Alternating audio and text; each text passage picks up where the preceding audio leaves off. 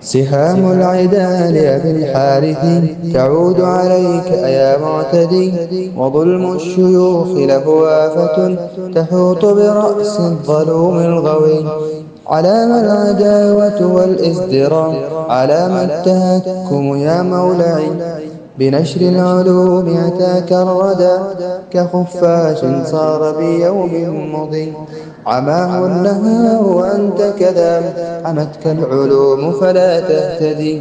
تعادي الشيوخ لأنهم أبانوا طريق الرسول السوي، وقد حذروا من سبيل الردى وكل فساد بخير طهي. فهل غرك المال من كافر بنشر الفساد ونشر العري؟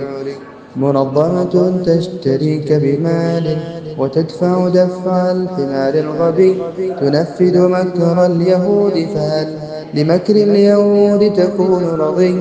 فيا لك من تافه تشترى، فمن يشتري بالمزاد يجي. كأنك كبش بسوق، فمن لكبش نطوح له يشتري؟ فقد خاب من كان ذا سعيه قدوما عميلا لكل شقي.